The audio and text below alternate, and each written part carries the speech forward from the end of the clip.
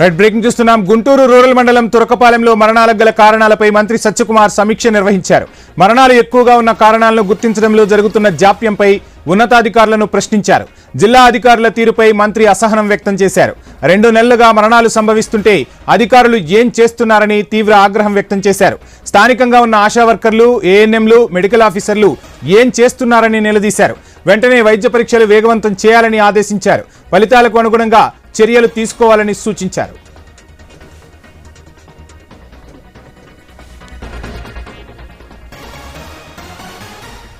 Guntur rural మండలం తురకపాలెంలో మరణాలకు గల కారణాలపై మంత్రి సత్యకుమార్ ఈరోజు సమీక్ష నిర్వహించారు. మరణాలు ఎక్కువగా ఉన్న కారణాలను గుర్తించడంలో జరుగుతున్న జాప్యంపై ఉన్నతాధికారులపై సీరియస్ అయ్యారు.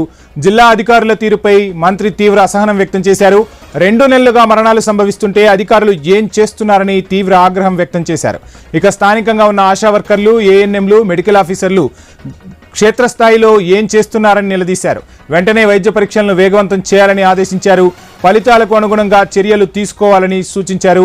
ఇక మరణాలు సంభవించకూడదని, మరణాలకు గల కారణాలపై ఆరా తీయాలని, గ్రామంలో సత్వర వైద్య సేవలు అందించాలని కూడా ఆదేశాలు జారీ చేశారు మంత్రి సత్యకుమార్.